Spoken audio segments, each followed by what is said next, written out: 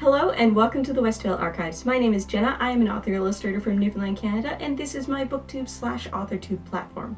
You may also know me from my art channel, Jenna Gets Creative. Today I am doing the Choose Your Fellowship book tag by BooksNest here on YouTube, and I found it on the blog Jessticulates. I will have both linked in the description down below, along with the questions. If you want to do this, you are tagged. Tag your it. Let's hear your answers. I'm going to be reading the questions off of the draft of my blog post. Yes, I will also be posting this as a blog post. I am much more eloquent in writing, so go ahead and check that out if you would rather read it or if you'd like to go check it out after, because I will also have all the information you need on the books I am about to mention, including purchase links, in the blog post. First up, Frodo. A book you're not quite sure if you like or not. And the quote for Frodo is, "I will take the ring to Mordor." So for this one, my answer is The Toki-Girl and the Sparrow-Boy, Book 1 Coming Home. This one is by Claire Humans. It's a cute story. It's a bit of a coming-of-age story. It's set in Japan in the 17th century, late 17th century, on the cusp of Western influence into the country. There's a lot of resistance to it within the setting that's chosen. We have our two main characters, Azuki and Shota. Azuki is a toki-girl and Shota is a sparrow-boy. Toki and sparrow, these are both birds. They are a special type of creature from Japanese lore that start off as birds, but they have the ability to become human children if the right people love them. And that's what happens in this story. They are adopted by a childless couple who love them and they turn into children. They still have the ability to transform back into birds whenever. But there's a sheriff in town who wants his own bird children, and in the process of things, he ends up killing the parents, kidnapping the kids. They run away. The girl is running away to go off and live with the other toki birds and just be a bird forever. The sparrow boy is running off to find his sister and bring her back home because there's stuff in the works to make it all right back home. It's a cute story. I liked it. I didn't love it. I found the dialogue was quite clunky in parts. I loved the ink block illustrations, the very traditional Japanese illustrations. Those were beautiful. The reason I'm not sure whether I like it or not is not really the book itself, it's this subject matter with this author. This is a white author who's not from Japan. I've read several blurbs about her and I don't know where she's from. I'm assuming American, but she could be Canadian, she could be UK, I don't know. She's a white author who visits Japan on occasion, frequently, I don't even know that. She's visited multiple times. On one of her visits, she saw a traditional play and Azuki and Shota were minor characters in this play. She was inspired by them. She decided to write their story. I don't know if the first book sold well or if she was just not done, but there's now a series of these books. I got the first book from Voracious Readers Only in June. Didn't read it for the longest time, saw that book like 7 or 8 or whatever was on NetGalley, thought I'd actually read book 1, see if it's worth picking up the series or not, so that I could decide whether or not I was going to claim it on NetGalley. I didn't. Japan is one of the countries in the world that doesn't cry cultural appropriation and get upset because they want to share their culture with everybody, and they welcome everybody who enjoys their culture to come share and enjoy their culture.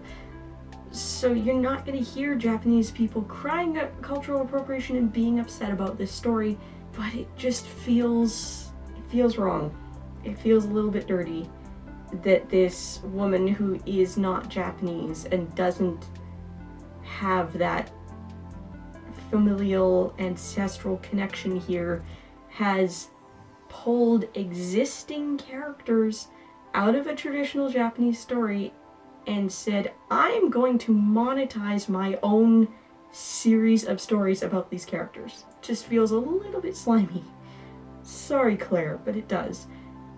The book's good. If it sounds like a book you'd like to read, it's a good, fast YA story. And she's been to Japan at least many times, talked to people, experienced the place, so descriptions, culture is probably fairly accurate. As somebody who hosted a lot of Japanese students and was given a lot of Japanese gifts, stories and whatnot, nothing felt off. It's just, I don't think she's the person who should be telling this story. There we go. Next up, Sam, a book you'll always be loyal to. And the quote, of course, is, "I can't carry it, but I can carry you." So the book I will always be loyal to is, of course, The Night Circus by Erin Morgenstern, because duh, this is by far my favorite adult-level standalone book ever out there. It's usually marketed as literary fiction, but like it's two magicians who use real magic in a circus that's full of magic. This is a fantasy book. It's quite pedestrian. If you're not really into fantasy, if you don't normally like fantasy, or if you don't know where to start in the fantasy genre, it's very pedestrian. You'll get into this one easily. This is one of the books that gives me a book hangover when I'm done reading this. If I'm not going to jump right back in, I can't read anything else right away. I just love it so much. I'm not gonna gush too much about it because I have already picked this one as my answer in 6 other tags on the channel and on the blog. So you can go find my gush about it somewhere else. I promise, next time I reread this, I'm gonna do a proper review and then I will feature it. I will give it a solo post, probably a solo video. Erin Morgenstern, The Night Circus. That will always be my answer. Pippin, a book you want to reread. And the quote is, "What about second breakfast?" So, reread, do you mean besides The Night Circus? Because I always want to reread The Night Circus. My answer here has to be To Sleep in a Sea of Stars. I finally got my hardcover copy. It is here. It arrived today. I'm filming this Thursday night. It arrived today. You may be thinking, but Jenna, you already got an ARC. You don't need another copy.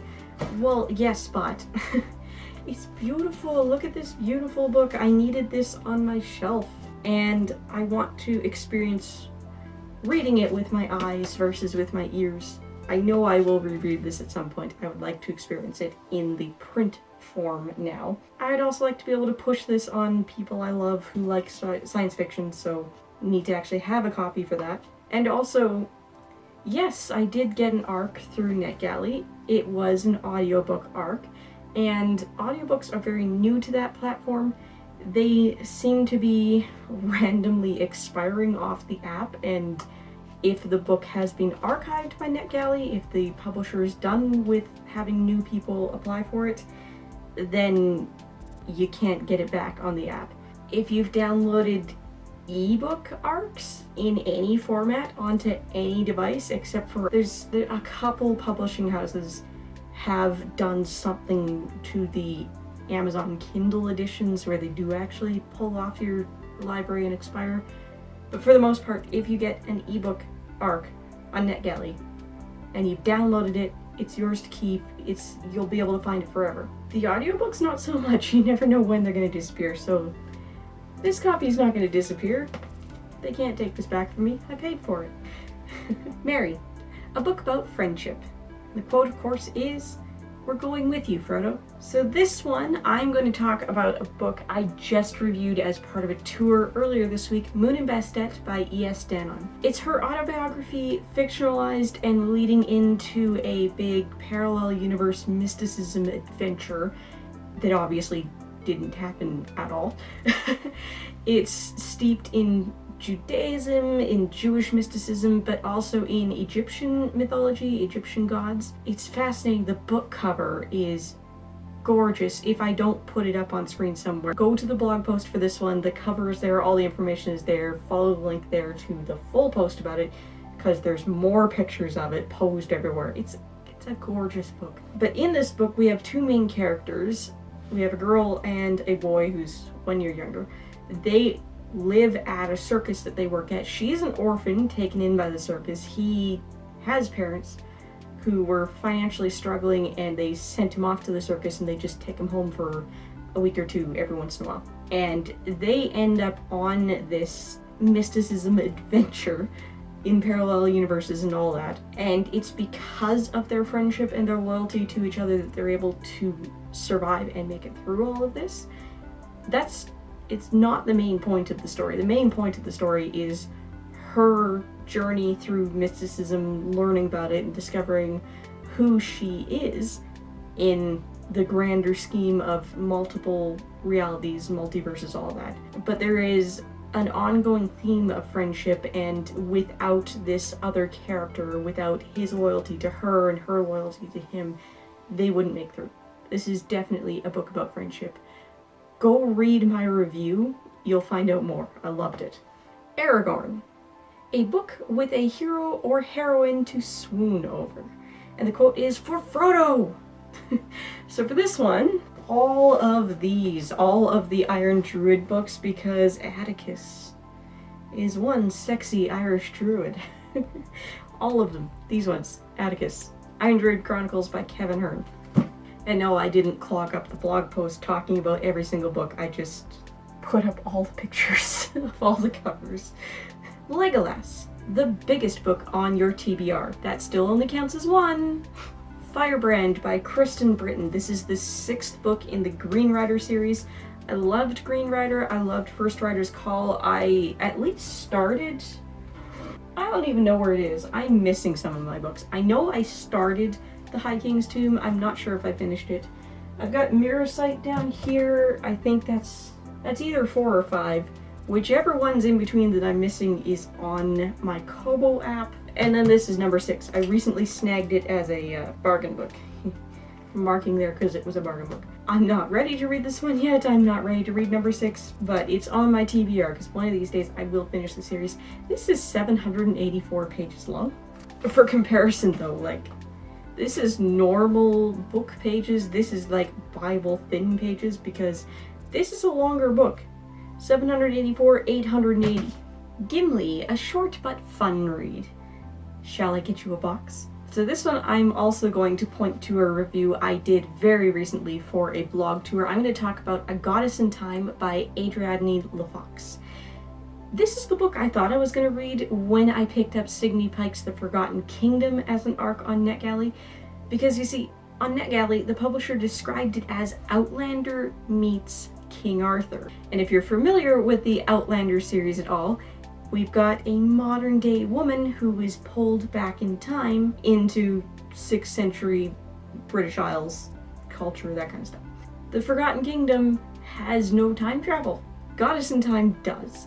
Goddess in Time starts in the modern day. It starts in 2019 at Harvard. Our main character is a student at Harvard. She's an anthropology student, and when her thesis supervisor sends her on an archaeology trip over the reading break to England, she finds herself at this lake that is suspected to be the lake because she's obsessed with Arthurian legend, and she's going to check out this lake that's suspected to be the lake. She phones up the guy who inspected it last, who assures her it's a perfectly normal alkaline lake, and then she hangs up the phone with him, and fairy lights appear, and she gets pulled in and nearly drowns, and when she comes back up, she's in the 6th century, and Vivian, the Lady of the Lake, is there telling her that it's time to wake up the once and future king, and it's her job, and only her job. Go read my full review for that one. I'm not going to take up the whole video talking about it. It's a very fast read. It's adventure, it's romance, it's adult characters, but it's written like a YA, so it's 202 pages long, but I read it in like a morning. It goes very fast. It's not very deep. It's not very complicated. It's formulaic, it's predictable, but it's fun, and it's King Arthur, so there's a lot of familiar faces, and I love what she did with it. Boromir, a series in which you never made it past the first book. Poor Boromir. They've taken the little ones. So for this one, I'm gonna point at A Song of Ice and Fire by George R.R. Martin, because I read A Game of Thrones. I thought it was okay. I started A Clash of Kings. I started skipping chapters because I only liked Arya and Tyrion, and I didn't like anybody else's chapters. There was not enough of them, and I gave up on it. When the TV series came out, somebody bought us a DVD set of the first season when it came out on DVD. I watched most of them with my sister, and then like over time, as I've gone back and visited family, sometimes it's on, so I've seen bits and pieces of the series later on, but like I I don't care that much. I like Tyrion. I like Arya. That's it. And finally, we get to Gandalf. A book that made you think about your life, the universe, and everything once you finished. The quote is, "All we have to decide is what to do with the time that is given to us." And yes, by the way, I did notice the Douglas Adams reference in that question, the life, the universe, and everything. Great series, not my answer. So, my answer, I no longer consider myself super religious. Like, I still believe in the Christian God, and I still pray when I feel compelled to do so, but I align more with somewhere between Quakerism and paganism because, like, the church just doesn't align with the 21st century anymore. It doesn't. It's too stuck in the past. It's not accepting of enough things in this world, and it creates a lot of problems in this world. So let's just say I've retained my faith, but dropped my religion. But in my younger years, when I was a lot more devoutly Christian, The Shack by William Paul Young changed the way I prayed for a while, so that is why I'm picking it as my answer. In this book, we have a father whose young daughter was abducted. Eventually we find out she was murdered. And this is his journey of spirituality, coming to his faith and accepting the loss of his daughter. It's very emotional. It's a very tear-jerking story, whether you believe in God or not. But the part I'm gonna talk about, the part that fits the question, that changed something for me, made me think, was the way the Holy Trinity is presented in this book. Because this father finds himself in a shack in the woods, and the shack is being inhabited by the Holy Trinity incarnate. The Christian God is 3 and 1 all at the same time, which is a bizarre and confusing concept, even when you've heard it for years and years and years. And in the shack, God manifests as 3 different people to represent the 3 different parts of the Trinity. We've got Papa, who is a motherly black homemaker, and she is amazing. We have a Middle Eastern carpenter figure who is Jesus, very typical Jesus representation. But then we have the representation for the Holy Spirit, and that's an Asian woman named Sarayu, which means something to do with wind. The way that it presented the Holy Spirit, the way it presented Sarayu, gave this aspect of the Holy Trinity a name and a face and more of a personification than I had ever gotten before from reading the Bible, from hearing all the different Christian sermons I have sat through. And so in my early 20s, when I was still praying every night for the sake of praying because I was following religious rules, if I was praying to God the Father, I said God the Father. If I was praying to Jesus, I said Jesus. And then I read this book, and I realized that there were parts of my prayers that would be more appropriately addressed to the Holy Spirit, and I finally had a name. I started praying to Sarayu. I remember saying a prayer asking if I could, and I felt like I had been told okay. I haven't done that in a very long time because, like I said, I've kept to my faith. I pray when I need to, but I'm not religious in the worldly sense anymore. It's a good book regardless. I do recommend it if you're looking for a tearjerker, or if you are Christian and you like Christian fiction, then I absolutely recommend it. It doesn't mean all the same things to me anymore because I have changed, but that's what it meant to me then, so that's why it's my answer for this question. Anyway, thank you so much for watching. If you stuck around to the end, that got a little bit weird. It's my daughter's birthday tomorrow when this goes out, on the 11th, so say happy 3rd birthday to Dorothy in the comments down below if you've made it this far, and I'll see you next week. Bye guys.